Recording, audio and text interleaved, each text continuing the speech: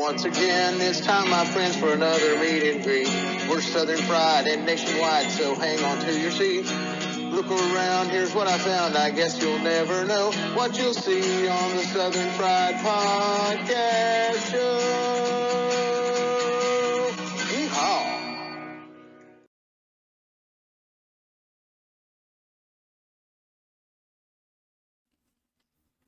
Hey folks, Dave in the AM here with the Southern Fried Podcast and the Cornbread Nation. For many weeks now, me and Rob have been telling you about our affiliation with Dubby Energy Drinks. I've been drinking some of them on the show, and I just got in today the powder version, and this is the Pond Blom version of this. And hey, I tell you that it gives you the focus and the energy without the jitters or the crash. There's no sugars, no fillers, no artificial dyes. So get you some Dubby today. Use the promo code Southern Fried, and you'll get 10% off each and every order. Not only can you get the energy drinks, but you can also get some cool merch items. In fact, soon we're going to have a hat to show you as an example of some of those things. There's shirts and other things you can get as well as containers to mix up the powder and the water into that you can carry with you. We appreciate your support of the Southern Fried Podcast and also of Dubby Energy Drinks. We'll see you again soon. Take care.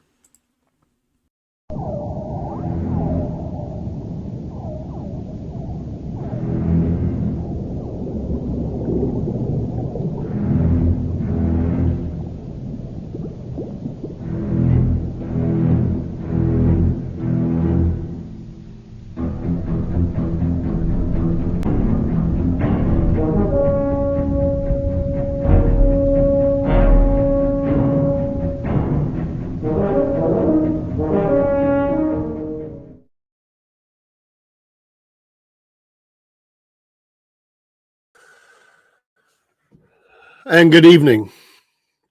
Welcome to the SFP News Desk. I'm Dave in the AM, your host, and we're glad to be here, although on a solemn evening as we got breaking news just as we were coming off the prayer time show that former President Jimmy Carter had indeed passed away. He's been sick for some time, age 100. What an amazing life, and we'll be talking about that obviously tonight. It will dominate the news cycle. A lot of times on Sunday night, we're looking at what has happened during the previous week and the Sunday shows, and then going into Monday, all that changed, and that's what happens. One of the things we do cover is breaking news, and it just so happened that this broke while we were on the air, and then when we came off and read some articles and stuff. And I didn't see it till I came off the air. The picture behind me is from the Jimmy Carter Presidential Library in Atlanta, Georgia. So if you're wondering what that is, I wanted to put that up. Happened very quickly, and we were trying to scramble to get ready for the show anyway with some things, and then this broke. We're going to look at some things. The news is filled with things. We'll look at some of the quotes from some of the leaders, including Joe Biden, who has already spoken, as well as the Carter Center's full statement tonight. Do pray for his family. Was from right here in the state of Georgia, Plains, Georgia, and quite a remarkable person. We didn't agree a lot of times on politics, but he was very much more towards the center than a lot of the ones we have seen. And we'll talk about the political part of it in the days to come and some of those things and how he viewed, it was pretty obvious how he viewed some things. And I think he was frustrated, just my opinion, with how some things had happened in his own party. But that was a big part of my life, was seeing Jimmy Carter, in the mid 70s there, 1976, and then to 80. And then Ronald Reagan obviously was elected in 80. That debate, those debates and convention were quite engaging for me as a young boy of 11 years old. And I remember it well. And I was quite excited. I didn't understand. I had went all the way back. I've been following politics since Richard Nixon, even as a very young child. Yes, I was only about 7. Watched a lot of political shows with my dad. Watched and kept up with the news cycles as me and him watched news, and certainly kept up with that. So through the Ford years and then into the Jimmy Carter years, it was marked by some successes. There were some things that he was known for, also marked by some things that were not successful. So didn't translate into a second term. He has filled his life with doing many things since those days. He's been an advisor to all the presidents. All former presidents are advisors to the current president. Yes, they do talk, even if they may argue in the press and not get along. There are times that every president calls up another former president, asks the questions, just to not get the answers, but to get just to get some flavor to what they experienced, and so they very much communicate that way. Some maybe more than others, a lot more, a lot less, but you certainly see that. But he, I want to talk a little bit about his post presidency career. Is very much involved with Habitat for Humanity, and I highly respect that. Whatever you feel about that program, some people like it, some people don't. But he was always trying to do good things, and I like the fact that at his church he taught Sunday school for years and was very involved that way. Of course, losing his spouse and things, and they were in the public spotlight for a long time, and it's always, I think, a monumental moment when you have a former president that passes away. There's only been so many of them. We think about the history of the United States. It's not that many. And at any one time, there's only a handful, obviously, that are living. We've been blessed with quite a few during these last few years, and that'll be one less now. I remember a few years ago, they had them all on a stage together. And I thought it was pretty amazing that was able to span that amount of time. Of course, some of them only served a year, one term. Some of them served two. But, it definitely, is a moment marked in time. And this time will forever be known as that day that we found out that former President Jimmy Carter had indeed passed away. I believe Eddie's Corey was a decent man. Again, I don't think that we agreed on some things. He was very involved in the Middle East process, matter of fact. We remember some of those most famous videos of course, I watched them live at the time where he was trying to bring, like all presidents, has been trying to bring peace to the Middle East. He was very much involved in speaking to both sides, be it Israel or the Palestinian Authority, or the PLO as they used to be known, the PA now. And in their elections, he was very involved in the elections in Israel, and some may or may not like that, but also in the elections or whatever they may be, as they may be in so-called Palestinian areas. He was very much involved that way, and was always smiling. I met him once. Not in a handshake, but I was within, I'd say 5 feet of him, which is not that far away. He was in town, be that Chattanooga. I was working for the hotel that he was staying at, and I took a chance. I was only 19 years old, I think, at the time, 18, 19 years, I think 19, and I knew that he was there. Everybody knew it. And I had been told I was policing the grounds, as they say, picking up things off, making sure trash was picked up. But I had talked to a friend of mine that worked the front desk at that. We had 3 hotels on site. I talked to a coworker of mine, a coworker friend, and I said I would really like to meet him. I'd just like to be here. And he gave me the insight on when to come. And as I did what he said they're coming down the stairs now. And Secret Service surrounding him, and he passed by and said, "How y'all doing?" So that's the closest I got to ever meeting a president was President Jimmy Carter. So it's an interesting thing. Some people have always said, "Would you meet a president, whether you like them or not like them? Would you meet a president?" I think I would always take the opportunity to meet a president. No matter if I like their politics or not. It's because one of the things that I have, and I think that we should all have, is a great respect for the office of President of the United States. I may not like the policies or the attitudes or actions of a particular president, but I always have great respect unto the office of the President of the United States. And I think that we have to have that. And I try to catch myself And I try to give it the due respect that it deserves for that office. For instance, I'm not judging anybody. Don't take us the wrong way. And I've said it myself. I try not to just use their name. If it's a president, I try to say president and who that is. I try not to just throw their last name out there, although I've done it. But I try not to be lazy that way because I want to have respect out of the office. It's the highest office in the land.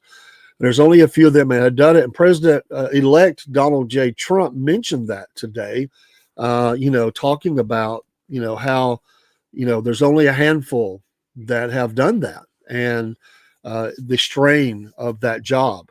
Every president comes out, they have aged by years, but they age beyond their years because of the strain of that job, the daily grind of a president. And I know that there's been a lot of talk about, President Biden and his time away, which is significant, yes.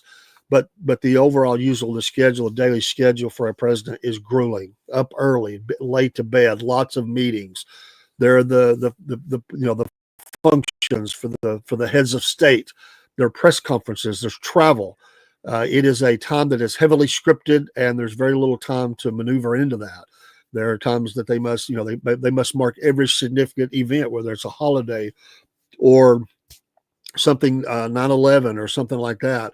There are phone calls to be made. There campaign. They're always campaigning. It is a grueling schedule for a president, and you can see that on the face of a president and how tired they can be. And obviously, they're not very young anymore. I mean, you have to be a certain age to even serve, and then just that grind. I do want to. There's on Newsmax. I'm looking. That I want to look at this statement from the Carter Center. Again, they released a full statement, excuse me, not payment. Quote, Jimmy Carter, 39th President of the United States and winner of the 2002 Nobel Peace Prize, died peacefully Sunday, December 29th at his home in Plains, Georgia, surrounded by his family. He was 100, the longest-lived president in U.S. history. Quote, President Carter is survived by his children, Jack, Chip, Jeff, and Amy, 11 grandchildren, and 14 great-grandchildren. He was preceded in death by his beloved wife, Rosalind, and one grandchild. Quote, my father was a hero not only to me, but to everyone who believes in peace, human rights, and unselfish love, end quote, said Chip Carter, the former president's son. Quote, my brothers, sisters, and I shared with him the rest of the world through these common beliefs. The world is our family because of the way he brought people together, and we thank you for honoring his memory by continuing to live these shared beliefs, end quote. There will be public observances in Atlanta and Washington, D.C., followed by private interment in Plains, Georgia. The final arrangements for Carter's state funeral, including all public events and motorcade routes, are still pending. The schedule will be released by the Joint Task Force National Capital Region at www.usstatefuneral.mdw.army.mil. Members of the public are encouraged to visit the official tribute website to the life of Carter at www.jimmycartertribute.org, that is. This site includes the official online condolence book as well as print and visual biographical materials commemorating his life. The Carter family has asked in lieu of flowers, donations be made to the Carter Center, 453 John Lewis Freedom Parkway, Northeast Atlanta, Georgia, 30307. You can find that address and all those different websites on multiple websites, or do a search, but Newsmax does have that article. So our heart goes out. It's always sad to see someone pass, and to the effect of that family and what it meant. It is a legacy, and it was one that his presidency was a unique time, the mid 70s. We were coming out of the Vietnam War. I mean, everybody, pretty much you can go back and you either lived through it or you can go back and look at it. But it was a tough time. There was, we had came through the tumultuous 60s and the assassinations, of which there were those in one in the 70s and 80 as well because of Ford and Reagan. But there was, lots of things that were going on in the nation. We think of the crime that was going on, the Son of Sam, and all these different Richard Ramirez and different crimes that were occurring. And the mid-70s was marked by energy crises, which affected Carter's presidency. Anybody that lived during that time remembers the long gas lines, the rationing, and different things that were going on. And the biggest thing, and we're going to look at some of those challenges that he had while he was president. One of those mentioned is the Camp David Accords. The Camp David Accords were a series of agreements signed in 1978 between Israeli Prime Minister Menachem Begin, the Israel leader, as we remember, and Egyptian President Anwar Sadat. Now, we know that this led to the death of Sadat because of this agreement. This was brokered by Carter at the presidential retreat in Maryland. That's why it's called the Camp David Accords. It eventually led to Israel and its Arab neighbors signing their first peace treaty. And, there have been Egyptian leaders which have tried to overthrow Israel. There have been a number of wars, but Sadat was one that stepped up and signed this agreement. They were both awarded the Nobel Peace Prize in 1978 for their work toward peace. Carter won in 2002, in part for his, quote, untiring effort to find peaceful solutions to international conflicts, end quote. He did do that, and some would have liked for him to have been tougher in some ways, but that was his MO, and he was again, we may not like some of the things and the way he approached things, but it was certainly that he definitely tried to be a man of peace, and so he was awarded that. Secondly, U.S.-China relations. Although relations between the United States and China had been slowly warming for several years prior to Carter taking office, it was under his administration, it goes on to say, that the two countries overcame opposition at home and announced they would officially recognize each other. That was a big moment. Remember, there were TV shows in the early 70s where there was talk about presidents, talking to China and going there. And even then, there were jokes made about it on some of those in a humorous way that, the president would never recognize China. And amazing, it's not that, we think about it, it's in my lifetime. It's not that long ago that these things occurred. And that he was involved in that is quite amazing. But the opening formal diplomatic relations was in 1979 after months of secret negotiations. I want to come back to we'll talk about the hostage situation, but the energy crisis was huge, and it filled the nightly news, if you're old enough to remember that, and we saw it as we went to town. And the pricing and everything. Energy prices and production were shaky throughout the 70s, but the Iranian Revolution of 79, which I'll come back to in a minute, was a flashpoint for upheaval in global oil markets, leading to a major decrease in production, resulting jump in costs. The summer of 79 was marked by long lines of motorists waiting at gas stations for rationed fuel. I remember this. Carter responded by pledging to decrease reliance on foreign oil imports and focus on improving energy efficiency, but public confidence was irreparably shaken, which is a death knell to any president.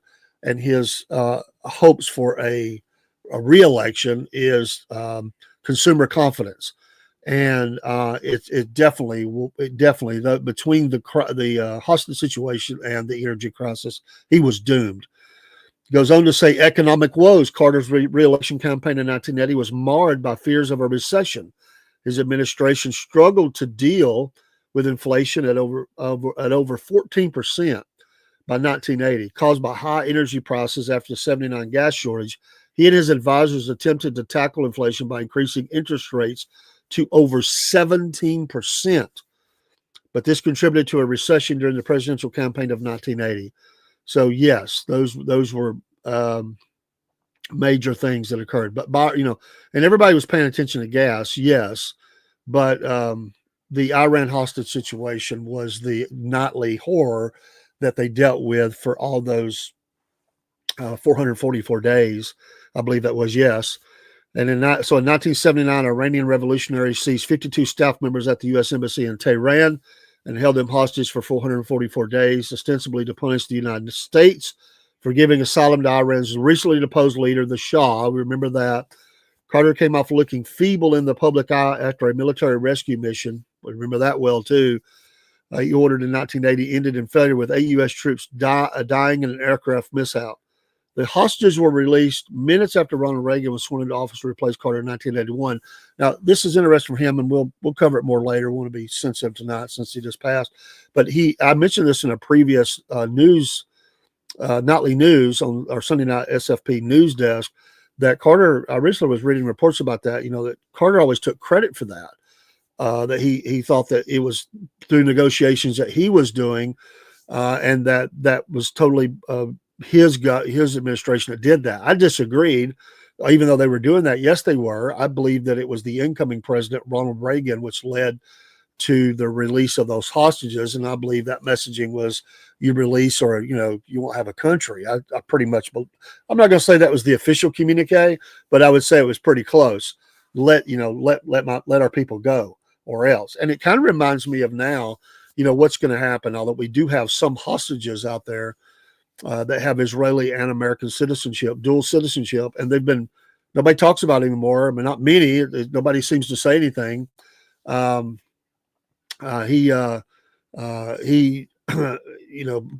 Trump, President-elect Donald Trump has, even Alan Dershowitz came out this evening and said that he believes that they will be released, that President-elect Donald Trump will get that done.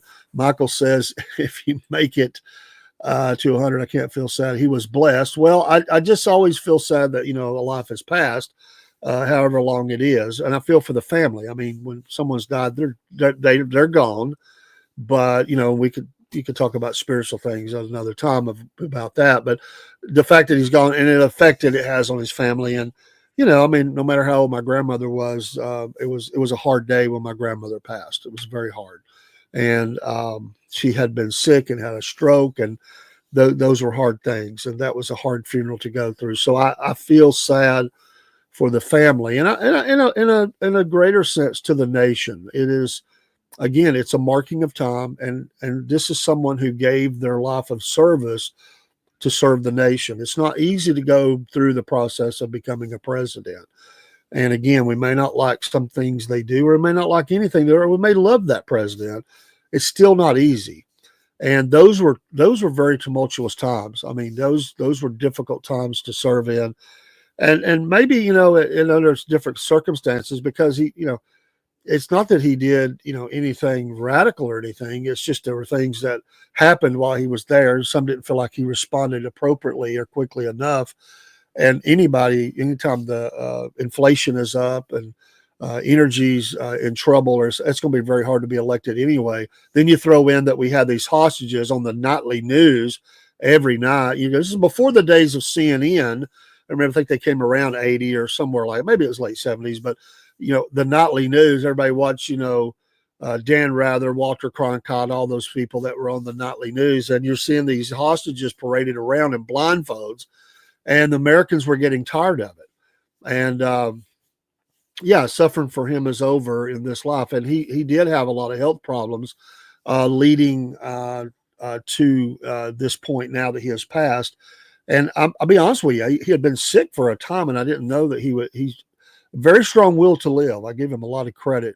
Like I said, I want to go back, and we can pick that up in just a minute, but I want to go back and here, I mentioned that I was only, 10 or 11 when I probably was 10 when I 9 or 10 when I realized that he was going to run for president. And I thought, being from Georgia, I thought that was the coolest thing, because most of the time you hear about presidents, they're California or, somewhere up in the Midwest or even the East Coast or something. But the fact that he was from Georgia, I thought I was really super excited about it. And I was super excited he won. Now you got to understand, I sort of kind of understood the party politics back then, but not entirely. I certainly didn't have a great handle on it, but I knew what I liked even as a young boy. I liked what I heard. I always had a good ear to hear, how those parties reacted or the things they were saying. I'm probably influenced by my dad to a degree, but I've always listened to them. I was, I don't know, a nerdy kid or something. I don't know what it was. I just really got into politics. And I watched the convention, the Democrat National Convention. I watched the Republican, and I just thought those were amazing. And I remember watching that year, and and I was really excited for that presidency. I really wanted him to win. I wasn't thinking about it in a Democrat Republican way or independent or any other way. I was just thinking that he's from Georgia, And I would like for him to win, that Georgia be represented. We would actually have someone in Georgia, that a peanut farmer, that became a president. I was just in South Georgia, not in Plains. Hello, Chick Crew. And I drove through all those, not the exact area. I wasn't in Plains. In fact, we have a background for a show that we do. We don't do all the time, but we actually have a picture from Plains, Georgia that we use. I said we already have that, and it's in our mix of all the photos and stuff we have. That we wanted that for our Main Street America programming that we do. Sometimes we don't get to put the background with it because of the way we load the videos up, but we have that from Plains. I said this should be represented in our podcast. We're in Georgia, and I think it would be important.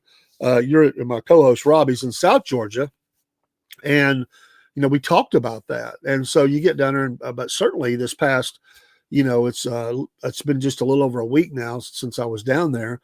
And, driving past mile after mile of fields, some cotton, some, peanut, some corn and other things. But certainly, you certainly felt that. Olives, even we're going to do a story about that.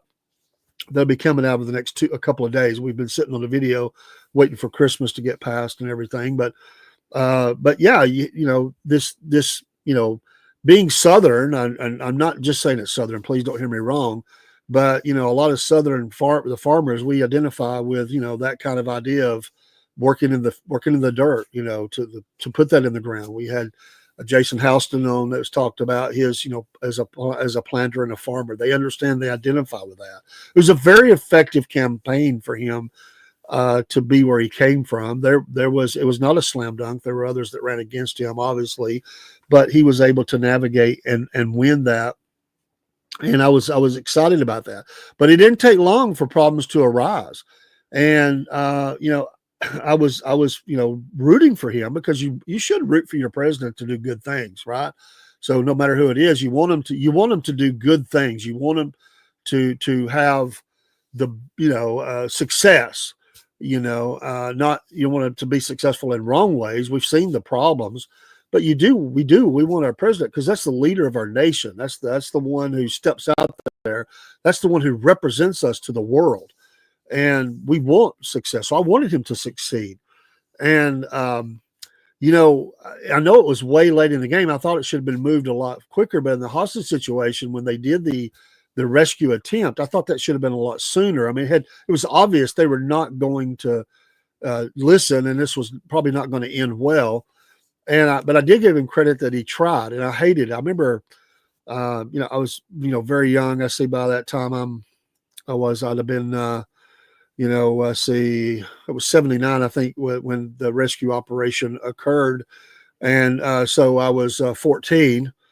And, there's a couple of times that I think I cried during watching presidents. One was when Richard Nixon climbed the steps to Air Force One, and the big salute with the finger. But as he was leaving, I cried as a little kid, because to me, and it wasn't about the politics of the thing. It was not about Watergate. I got it. I listened to the news reports. I listened to all the different people and it was all over the place. You couldn't get away from it. But what I cried about was the fact that a U.S. president was having to step down.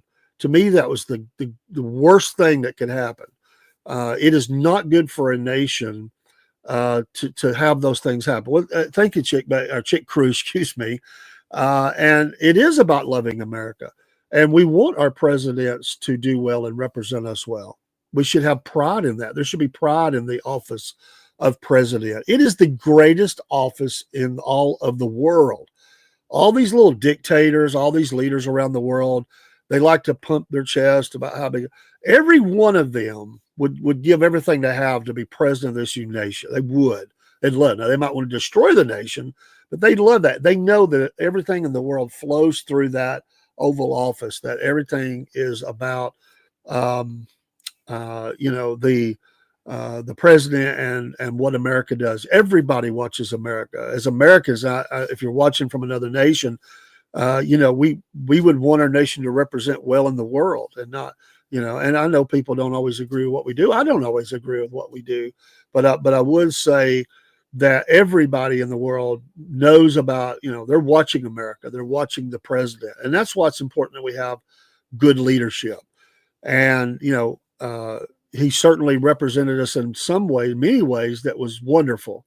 And maybe some of these things were, I'm not saying it's fair that it happened, but it did happen. And that's all part of it being a president. If you're going to step up and be that, then you have to be that president. Yeah, I mean, he did, Chick. He had to step down for those reasons. Not the best situation. No, it wasn't. But it was, well, good. We should have pride in our country. Even with it's still the best country on the face of the planet, bar none. I'll say it. And what we have here is, it's something that's precious. It's slipping away from us a lot, but we've got to hang on to that. And I will say this: after Carter and Reagan, and it was, if we think of this golden age of presidents, whether some did good, some did bad, but most people could get behind the president. It was not anything extremely controversial, except maybe a Vietnam or something. But and Lyndon Johnson's, maybe his president, it was filled with, but he did some good things too. He signed a lot of things into law that were popular. So there's a lot that positives that do happen, a lot of negatives. But this golden age I'm talking about is, even with all the problems, people were, generally supportive of the president, and the presidents didn't speak radically. And that came along later. And that's the trouble where we've gotten into in the last few years, is this radical talk. And I believe in my heart, I'm going to talk about this later in a future program. And I want to pull up, so I'll pull some pictures up. Body language says a lot. And even though Carter was true to his party, President Carter, was not always, he did not like what he was seeing. And you can tell that by some of the ways that he acted on stage with other former presidents. And it was very obvious that there was some differences of opinion and feelings about each other with some of them. And he showed that. He didn't do it in a vocal way. He didn't get on social media and tear down people. But he did do it in a way that it was visible. We talked about that the other night, Chick. We did. We actually pulled up Billy's picture, and we basically, it was the other night. I forget which program. It might have been Friday night, but we talked about his. If President Carter had an embarrassment, it was his brother, and who had some problems, but he may have never thought of it that way. But he definitely, the press loved to jump on him. So the Billy Bear and everything. So it was one of those times. I think it was the first time I recognized that family could be an embarrassment to a president. I don't think I really paid attention to that before that, but the press was certainly making hay with that about, his brother. And there's been other presidents who's had family members who haven't always, you can't help the family you have. And here you are in the highest office in the world. And, he's having to deal with that, but maybe he never felt that way, but it was certainly embarrassing to me. I just felt like it highlighted Georgia in a bad light. And I was, I always hated that. I really did. Ronald Reagan loved jelly beans. So, study of the president's interesting. I did want to say there's a friend, Miguel, my friend Miguel, who I've worked with, and I'm certain he's probably not in here, but I won't use his last name, but Miguel is a person I met, and he loves to visit the presidential libraries. And I mentioned here recently, I would like to do that. Now, the problem is a lot of them are spread out. You have presidential libraries that are, in California and Illinois and, different places. But for those of us in the Southeast, all you have to do is go to Atlanta. And sad to say, I haven't already done that. As much time as I have spent in Atlanta, I have always wanted to go. And I'm going to make that a mission to do that. Now, it's going to be a point that I'm going to make with myself to do that. I don't want to be one of those things that I wait too long. I may not get to those in California. I'd love to visit the Ronald Reagan and President-elect Donald Trump. I don't think his has even been built yet. I think the plans are there. I don't think it's been built. I'm assuming, I hate to assume that former President Obama's, I know they were talking about where it was going to go. I know they bought the land. I think it's been built. I'm not sure on that, but I would love to visit those. So I just think that's something I would like to do. You always wanted to see Reagan walk out of the White House and get on a horse. You know what? It was very effective. Well, because he had that cowboy look about him. Uh, I really believe, and I've said this recently too. I really believe, he was the cowboy, but I believe him riding around on his ranch, and he really did all that stuff. If you read his children's, former President Ronald Reagan, we're speaking of, if you read his children's books and things about their father, they will tell you he did all those things. I mean, he was that manly man that went out and cut things and did the farm work and everything. He very much presented that. I believe him out there on that horse and also using a chainsaw and everything, cutting trees and limbs and all that stuff. I think that had a great effect on Russia at the time. I really do. I know that him coming in had a great effect on the Iranians, because I'm going to tell you, I really believe with all my heart that those hostages were released because Ronald Reagan was elected. And like I said, I think why? How can I say that? Well, he told Gaddafi the same thing. Basically, you need to settle down, or what was he doing? Flying sorties over his city, and let him know that bad things was coming. I mean, he bluffed the Russians out with Star Wars. We didn't even have it. So, and sadly later on, he did have the mental acuity problems and stuff. But again, tonight we're focusing on Carter. Do want to read a brief bio of him as we think about his life. Birth name was James Earl Carter Jr., born October 1st, 1924, at the Wise Clinic in Plains, Georgia, the first U.S. president born in a hospital. How about that? I didn't know that. He would become the first president to live for an entire century. His education, he went to Plains High School, Plains, Georgia, from 39 to 41. Georgia Southwestern College, Americus, Georgia. I was near Americus last weekend, 41 to 42. The Georgia Institute of Technology, Georgia Tech, Atlanta, 42 to 43. U.S. Naval Academy, Annapolis, Maryland, 43 to 46. He was the class of 1947. And Union College, Schenectady, New York, 52 to 53. Presidency, sworn in as 39th President of the United States at the age of 52 years, 3 months and 20 days on January 20th, 1977. After defeating President Gerald R. Ford in the 1976 general election, he left office on January 20th, 1981, following a 1980 general election loss to Ronald Reagan. Post-presidency, which really is where he made known for more of the things he's known for than as president. He had more effect, I think. He launched the Carter Center in 1982, began volunteering at Habitat for Humanity in 1984, and again was awarded the Nobel Peace Prize in 2002. He taught for 37 years at Emory University, where he was granted tenure in 2019 at age 94. He was also elected as a Georgia State Senator in 1963 to 1967, and yes, was the Georgia governor from 1971 to 1975. Other occupations, he served in the U.S. Navy, achieved rank of lieutenant from 1946 to 1953. He was a farmer, a warehouseman in Plains, Georgia, 53 to 77. Family. Wife Rosalind Smith Carter, they married on July the 7th, 1946, until her death November 19th, 2023. They had 3 sons we mentioned earlier, John William, Jack, James Earl III, Chip, Donnell Jeffrey, Jeff, a daughter, Amy Lynn, and 11 living grandchildren and 14 great-grandchildren. So a little short bio of the president. There were some things I didn't know in that, and I think that's interesting.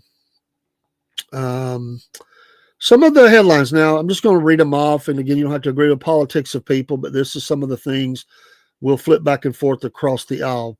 Vice President Kamala Harris Carter reminded us there is strength in decency and compassion. I wouldn't disagree with that statement.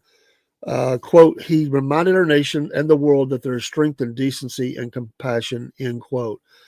Harris stressed that Carter was, quote, was guided by a deep and abiding faith in God. I would agree with that, in America and in humanity, end quote, adding that his, quote, life is a testament to the power of service as a lieutenant in the United States Navy, the 76th governor of Georgia, and the 39th president of the United States. She said that, quote, as president, he protected our air and water, promoted transparency in government, and brokered a historic peace treaty between Egypt and Israel at Camp David.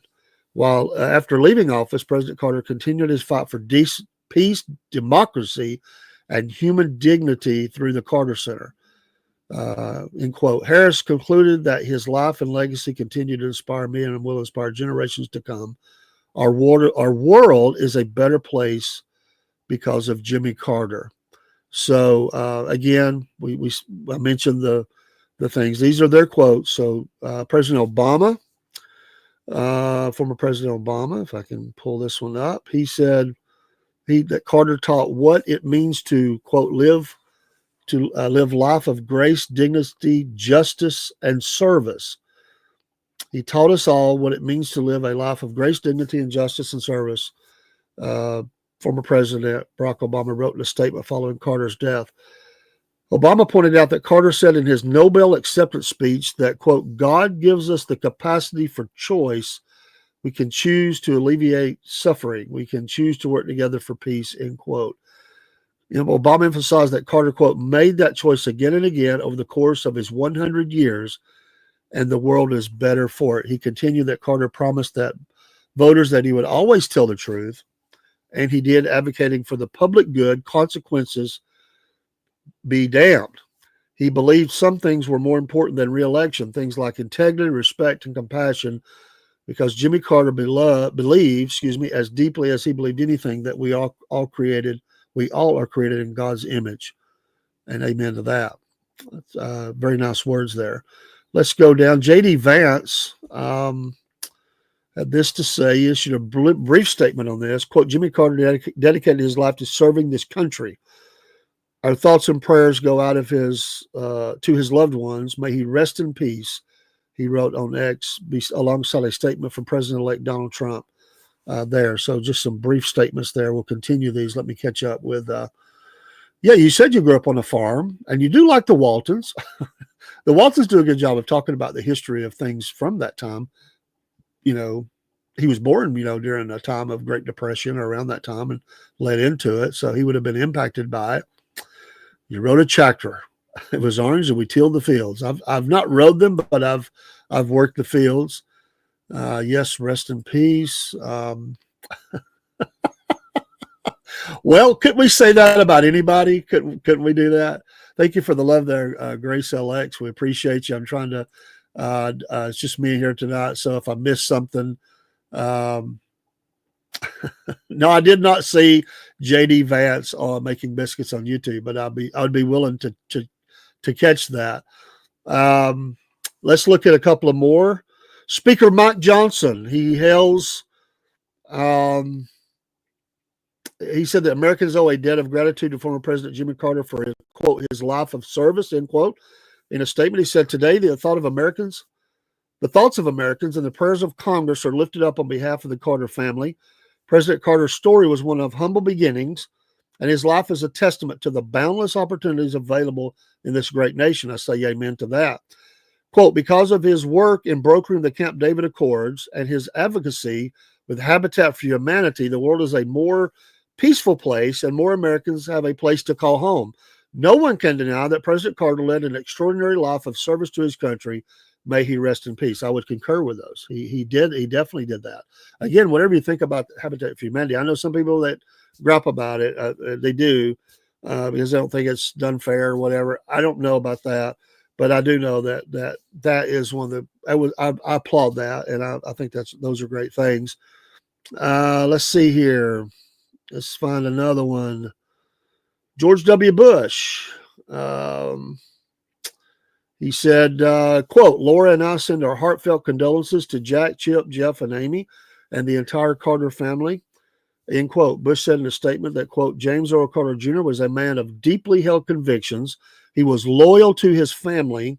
his community, and his country. President Carter dignified the office.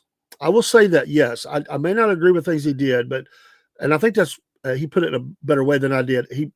And we got away from that later, certainly somewhere down the line, but that he brought dignity to what he did. I don't agree with him, but he always had a smile on his face. He always talked about his teeth and his smiling, but he always had a smile on his face, and he did have dignity. And his words were very soothing. He had a good Southern way, the way we Southerners talk. He had that little Southern drawl, and the way that he talked was easy to listen to. His soothing words, and I think that's a good quality for a president to have. He went on to say, and his efforts to leave behind a better world didn't end with the presidency. He's worked with Habitat for Humanity and the Carter Center, set an example of service that will inspire Americans for generations. We join our fellow citizens in giving thanks for Jimmy Carter and in prayer for his family. So those are words from there. Let's continue on down the line. Let's see here. How about Senator Mitch McConnell? We don't always agree with Senator Mitch, but now we're just reading responses. He said that he would be his presidency would be felt for generations and would be remembered most for his humble devotion. Quote, Elaine and I joined the Senate and the nation in mourning the passing of our 39th president, Jimmy Carter, the Senate Minority Leader, said in a statement Sunday. Quote, President Carter served during times of tension, no doubt, and uncertainty, both at home and abroad, but his calm spirit and deep faith seemed unshakable. Jimmy Carter served as our commander-in-chief for 4 years, but he served as the beloved, unassuming Sunday school teacher at Maranatha Baptist Church in Plains, Georgia for 40. And his humble devotion leaves us little doubt which of those two important roles he prized the most. I got to give Mitch McConnell credit. That's a great statement, and I love these. Again, we can put aside differences, and I love the way he put that. I'm glad somebody finally remembered that. I had mentioned it. You could even go to his church and sit on his Sunday school class. People would do it. Tourists would do that, And so that is of a great service that he did that. Chuck Schumer has a quote here. He said that today we mourn the loss of one of our most humble and devoted public servants. Quote, Carter personified the true meaning of leadership through service, through compassion, and through integrity, end quote.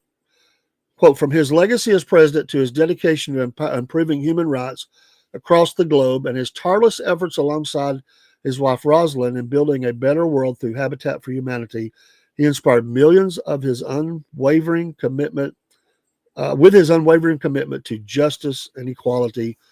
And you can read in some of that. But, quote, President Carter's faith in the American people and his belief in the power of kindness, humility will leave a strong legacy. He taught us the strength of a leader lies not in rhetoric, but in action, not in personal gain, but in service to others. Again, I don't want to pick these apart. I'm just reading them as they are. Representative Scalise, trying to bounce this back and forth between liberal to conservative. I get it, Chick, but I'm just reading the quotes. Steve Scalise said he was saddened to hear about his passing. He said, quote, saluting President Carter for his lifetime of service, first as a naval officer, then as a senator in the Georgia legislature, then as governor of Georgia, and finally as president of the United States. Jimmy Carter set the standard for post-presidential service through his work with Habitat for Humanity. And that'll be a common theme. And, I still remember those pictures of him out there with a hammer, hammering the wood up and everything with the little apron on and everything with the nails in it. Very powerful. Let's go back up and get the Clintons. Bill and Hillary, this is their quote. Quote, from his commitment to civil rights as a state senator and governor of Georgia to his efforts as president to protect our natural resources in the Arctic National Wildlife Refuge. That's the first time one of the others alluded to this, but they actually name it. Make energy conservation a national priority, return the Panama Canal to Panama, and secure peace between Egypt and Israel at Camp David. I am trying so hard not to make comments about these, and I'm not going to do it. Woo, boy, it's getting hard, though, but I'm going to leave it. That'll be for another time. The two also expressed a profound sense of loss for the former president and called to mind his work at Habitat for Humanity. So very short, and we'll leave it at that. Anthony Blinken. It's getting tough. He said, quote, Jimmy Carter was a United States president, a U.S. Navy veteran, a Nobel Peace Prize laureate, and a humanitarian who dedicated his life to promoting peace, decency, and human rights.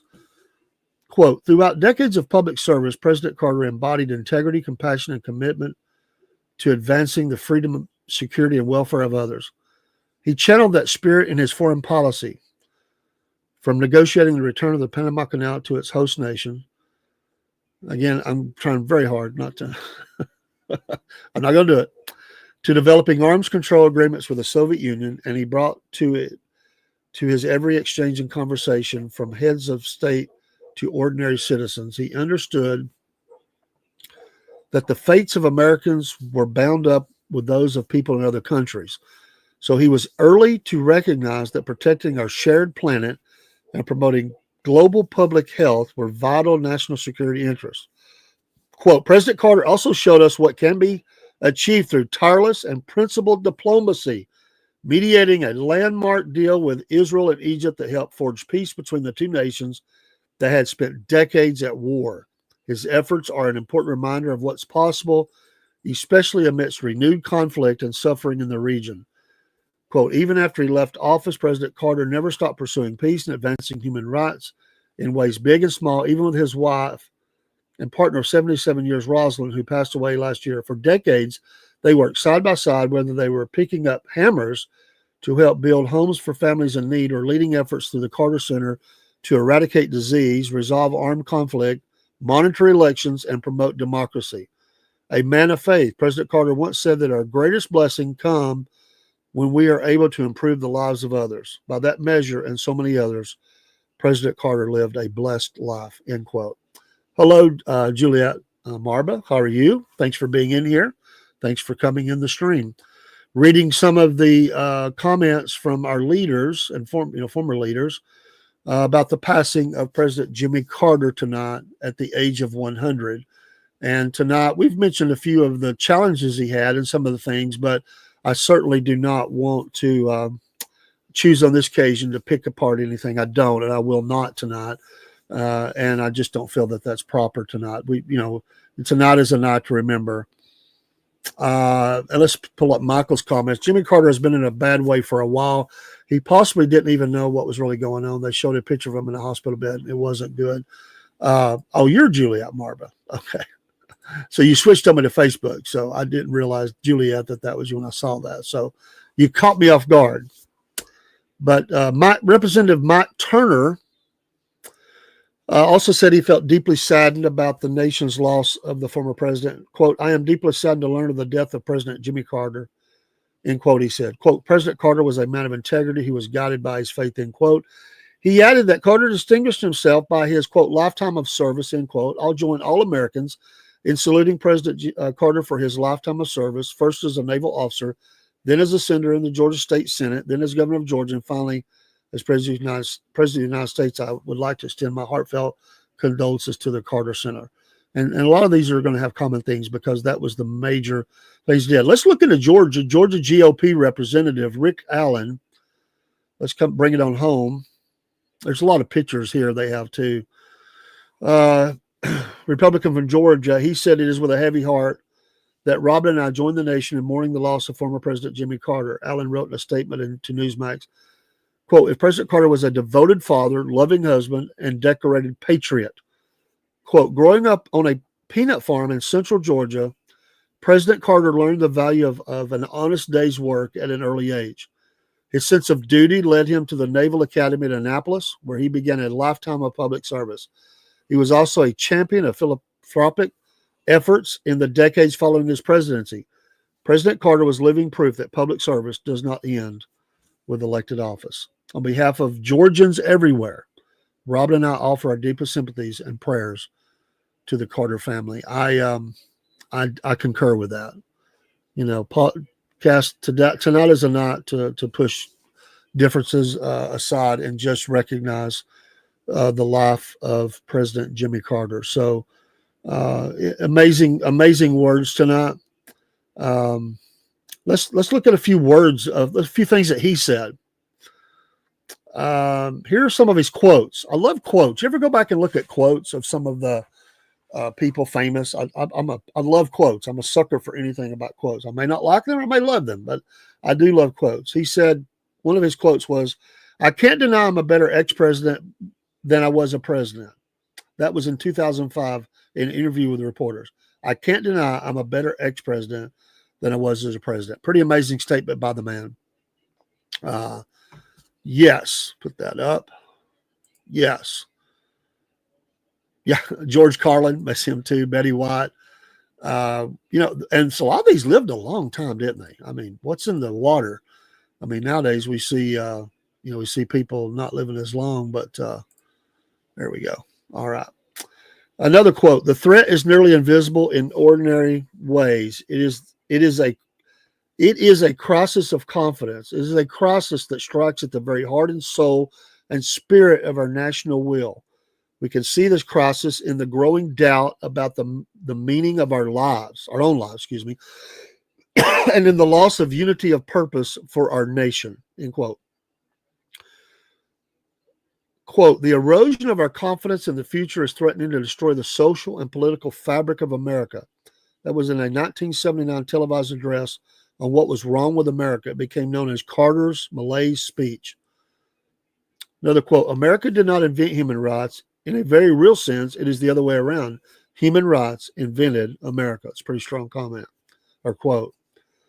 That was from his January 14th, 1981 presidential farewell address. Quote, "I've looked on many women with lust. I've committed adultery in my heart many times. God knows I will do this and forgives me." Now, you don't often hear leaders say that. I don't remember him saying that, but that shows the humility of the man. Let me read that again. I mean, can you imagine some presidents, other presidents that would stand up and say this nowadays?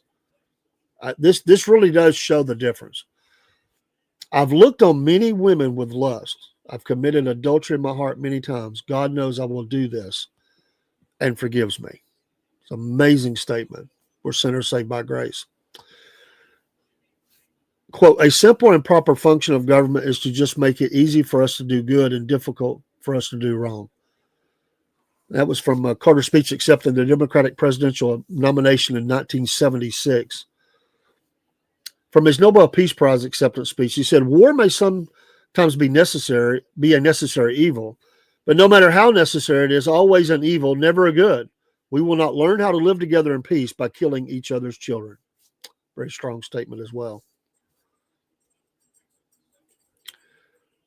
From interview with Salon, quote, "I think that under President Donald Trump, the government is worse than it has been before." This is his quote.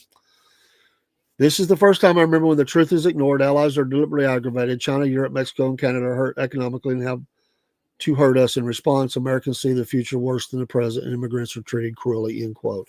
That was in 2018, so quite a few years ago, during the first term of President Donald J. Trump, and now President-elect.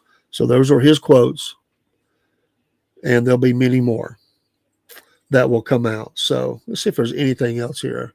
Sergeant Wilkie. Anybody else?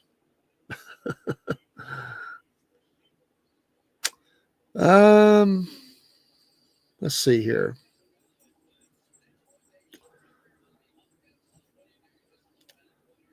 President Biden said that the world lost a remarkable leader with Carter's death. Biden said, adding that he has spoken to several of the former president's children and we're working with them to formalize memorial arrangements in Washington. This was going to dominate the news cycle this week of this as we see him pass. Obviously, they've probably had plans in place for some time. Sadly, you have to do that, but now it has to go into, they actually have to put it in a formal way. Speaking for roughly 10 minutes, Biden remembered Carter as a humanitarian and statesman, someone he could not imagine walking past a person in need without trying to help them. He represented, quote, the most fundamental human values we can never let slip away, end quote, Biden said. The president repeatedly praised Carter's, quote, simple decency, end quote, and his values, saying, some will see him as a man of honesty and humility from a bygone era. Carter, quote, lived a life measured not by words, but by his deeds, end quote. Biden in televised remarks addressed Carter's death. Biden's tribute, like many that came in from U.S. and global leaders, focused on Carter's character, with the outgoing president describing his predecessor, as seeming to be from a bygone era. And certainly is that he, that it is, I think it is from a different time. We see that difference. Quote, just look at his life, and his life's work, Biden said, speaking from the U.S. Virgin Islands where he was on vacation. Quote, he worked to eradicate disease, not just at home, but around the world. He forged peace, advanced civil rights, human rights, promoted free and fair elections around the world. He built housing for the homeless with his own hands, end quote. So, known for his toothy smile, Carter said basic Christian tenets such as justice and love serves as the bedrock of his single-term presidency. The rest of the world looks to us, and he was worth looking to, Biden said. So, goes on to say a couple more here. Some look at Jimmy Carter and see a man of bygone era with honesty and character, faith, and humility. But I don't believe it's a bygone era. He's a challenge for the future here. I see a man not only of our times, but for all time, someone who embodied the most fundamental human values we can never let slip away. We'd all do well to try and be a little more like Jimmy Carter, he said. Egyptian President Abdel Fattah el-Sisi said on X that Carter's significant role in achieving the peace agreement between Egypt and Israel, quote, will remain etched in the annals of history, end quote. He went on to say Carter's, quote, humanitarian work exemplifies a lofty standard of love, peace, and brotherhood, end quote. Carter will be remembered as, quote, one of the world's most prominent leaders in service to humanity, el-Sisi said. Jimmy and Rosalind Carter had one of the greatest love stories and political partnerships in U.S. presidential history. The former president sometimes called his wife, who died November 19, 2023, Rosie, which is a good way to remember how her name actually is pronounced. It is Rosalind, not Rosalind. Rosalind. They were married for more than 77 years, but their relationship went back even further. Jimmy's mother, Miss Lillian, delivered Eleanor Rosalind Smith at the Smith home in Plains on August 18, 1927. The nurse brought her eldest child back a few days later to visit, meaning the longest married presidential couple met as preschooler and newborn. She became his trusted campaign aide and White House advisor, surprising Washington by sitting in on cabinet meetings. Then they traveled the world together as co-founders of the Carter Center. It's quite a long article. I'm not going to go through everything. Appreciate your patience in that. I think that it's good to. It was good exercise to read some of those things, and again, we just need to pray for the nation. Here we are. We've got so many things coming up politically from presidential things, confirmation hearings, and the swearing in. Obviously, there's a little bit of uncertainty. A new year that we're going to be going into, and now the passing of a former president. It's amazing how these things work, isn't it? The timing of it. There's never a good time for this, but sometimes it just seems more unique than others. And this just seems to be a very unique time in what we're fixing to head into. It's almost, I don't want to say like a sign, but it just has this feeling of amazing timing of what we're leaving behind. His stance on some things we obviously didn't agree with. But there are things about his life that we can certainly stand behind and applaud. And then now that we move forward and all the questions as a nation we have, if there's anything, he can certainly understand that it's a difficult job. He made it a mission of his life to do more after he left, and he realized that he was a better ex-president than president. He said that himself. I'm sure in the dark moments of the late night hour or early morning, as most presidents would do, be prone to walk the halls of the White House in deep thought, thinking about things that they should do or might do for the nation. And then after the presidency, how it must have been ongoing that he didn't let it define him, that he defined himself in other ways. Because to be honest, because of those problems, yes, he did do some things, and there are things you can find that I think we could all probably stand behind. There are things that we don't like, but he didn't let those things define him, and he moved on as a one-term president and made his mark in different ways. Now, we didn't always agree with some of those things too, as far as he would get involved in politics to a degree, and sometimes we didn't agree with some of the ways that he did that, but he was still engaging, he was still involved, and he was still there. And even though if we didn't agree, he did do that with dignity. And like I said, I think that he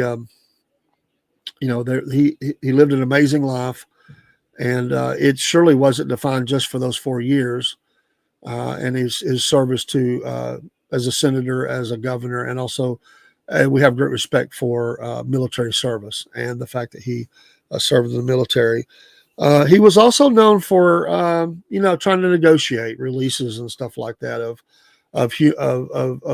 hostages and around the world, and in diplomatic missions and stuff like that.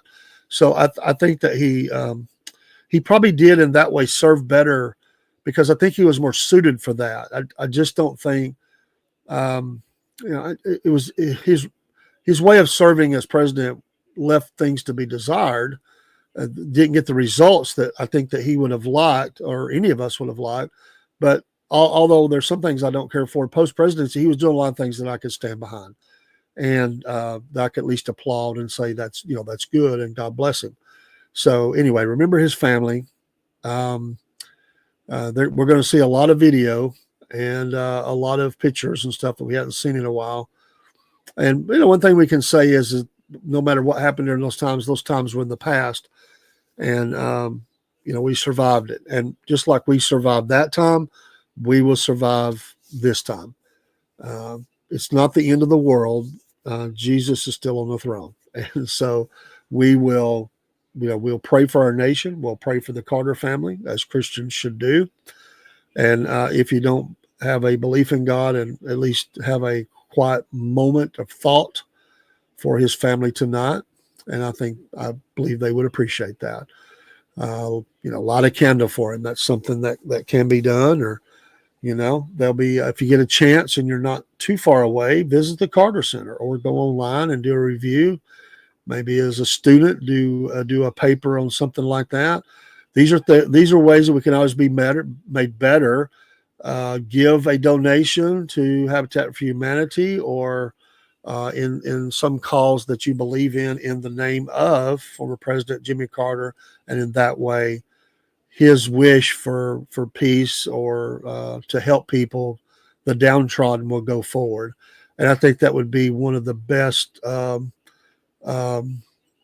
things that we could do. So we can leave the politics out. His part in the politics is over anyway. His life is over. We'll look back and we can study it, but that is a day that has gone by, and now his life has slipped away, and at least in this side of life, and we can find positive ways to do that, and to remember him and to honor our country. That's very strong statements there, Chick. We are one nation, and we're still here. Absolutely, we are undefeated. We're still here, and we do need to meet more across the aisle. And there's work that needs to be done on both sides of the aisle for that to happen. It's not just one side. We have opinions on that. Yes, we do. But sometimes there's just as much on both sides sometimes that causes that not to happen. May our nation, let's just say this, and we'll close with prayer tonight. And I appreciate you for watching the news desk. I'm not going to cover other news. I'm going to let this be the news, and because I think it's fitting. And we'll pray for his family and for our nation. But may we see this week that the family, or the American family, come together and honor a former president. Again, it's a solemn occasion, the lying in state, and let's think about all those military folks that will be involved. The precision of that must occur. They practice so much. You don't do this every year. You don't do this every term. This has the world we will be watching. There's a lot that has to go right. The cameras will be on. Let's pray for those folks that are involved with that. There is the wheels are turning, will be turning quickly, and there's a lot that must happen in this, and yet all the other stuff of government must still go forward. So this is a lot that will be occurring. There'll be a lot of news, but we need to again. Uh, it is a time that we don't always see the passing of a president. We knew it was going to happen, and so we're one less living president this time. There has been sickness for one of the others for sure, but as of right now, we still have the same number, -1. And so let's pray for our nation and pray for the Carter family. So let's close and do that. Thank you for watching tonight. I'll say that. I'll come back with closing remarks after the prayer, but let's pray. Father, we thank thee, Lord, tonight that we can pray. No matter what someone's belief is, we're praying tonight, Lord, that all will have good thoughts towards this family and our nation. We do thank you for those that serve and step up and serve in dedicated public service, and Lord, their families as well as they serve alongside. We do pray for this family, Lord, and all the many Carter members, the children, grandchildren, great-grandchildren who will be and are extremely sad that this has occurred. May our nation do its honor and duty in honoring a president and a man's life and all the activities that will occur in this funeral that will extend for several days. And may our nation come together as one and be united in that endeavor. We thank you, Lord. In Christ's name we pray. Amen. So let's continue to remember them every day in our prayer. Don't forget in the morning, the SFP News morning show, Monday morning, 6 a.m. to, well, it might be a little after 7. I've been off work for the holiday, and so it'll be 7 or a little after. I may go a little longer, depends on how good it's going. There's extra program that will occur tomorrow, and then tomorrow night, 7 p.m., Mama said. Lastly, there is a podcaster who has invited me and Rob to come on his show. I got to get more details. We don't know details yet. And we'll be talking here in a few days on their podcast. We'll give you information and information of how to follow them and support them as well. So we appreciate you. Thanks for being here. Thanks for the loves and the likes and the follows and the chats and everything else. Michael, I hope you're feeling better. I know you've been a little sick. Tongue-tied tonight. Enjoyed talking to you today. Thank you for being here. Blessings on you and your channel. Go to YouTube. Chick Crew or Chick Bait, or I don't know if I think you said you officially changed the name of it. She does true crime over on YouTube, and give her channel a follow, and you'll enjoy that if you like true crime. She does a good job with that, and is a friend of the podcast, and we are friends with her. So we appreciate that, and we thank you for your support of the Southern Fried Podcast. If it's your first time watching or several times, we appreciate that. It all means a lot. Thank you, Michael. Good night to you as well, and good night to everybody from the different streams that we do stream live to. Just by way of reminding, we do stream live on Facebook, YouTube, Instagram, Rumble, X, Kick, Twitch. I think that covered them all, something like that. That's pretty much it. Then we are also on several other streams. We forward things out from there. So in the morning, you'll also see our morning devotion, our MAGA Minute, and a morning funny. Me and Robert's got to get together. We're going to return together for our morning funnies, and we'll soon have we'll do the morning funnies together. And when those are not available, I'll do at least a lighthearted thought for the day. But we're also, thank you, Chick Crew. Thank you. I'll also do one for the new Cornbread Nation show that's coming up. We're going to have a cornbread little spot that's going to air weekly or daily, Monday through Friday, and may only be seen on certain places because we're trying to highlight Cornbread Nation show that's debuting January 15th, and also on January 20th, the new show, Southern Fried MAGA. And we'll be talking about all things conservative as far as the president and the movement of MAGA, and just seeing what's happening out there. So, all right, I get cornbread. I do. Make it an honor and send me a video. By the way, if anybody does is a baker or cooks, and you have a great recipe that you'd like to share with the folks, this is a part we've never rolled out. We want to have a cooking show, And I would love to have a guest who will send us their video. Or if, those things are usually recorded because you're trying to get everything together. Send us your video of you. It could be short. It could be longer. It doesn't matter. We'll air it. And send, bake something, Chick, and we'll air it. What do you bake? Give us an example of something you bake, and we will put that out there in the cooker, like I did that, and let people see that. No, but no, I'm not calling you short. I meant that you could make the video short, not height, length. So don't be nervous, but give us a video of that. I really want to introduce these great dishes. They could be Southern or they could be other places. As long as they fit this, we'll layer them.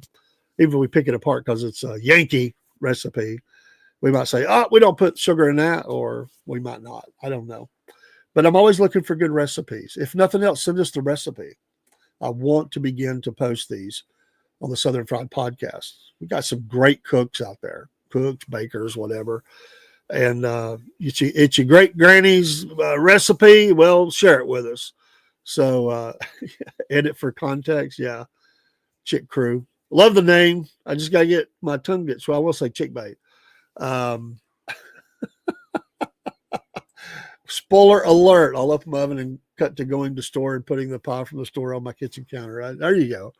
Yeah, that's what we want to do. So again, I will leave this picture of the, just for a few moments. I'm going to drop down, do a moment of silence if you didn't like to pray. This is a picture from the Carter Center there in Atlanta, Georgia. Thoughts and prayers to the Carter family. Good night. God bless. Much more in the morning, I'm sure. It'll be filling the news cycles, including ours, for some time, and we'll continue to cover that and many other things. Thanks for following and watching the SFP News Desk, Christian and Conservative News. I'm your host, Dave in the AM. We'll see you soon. I'm going to leave this up just for a moment.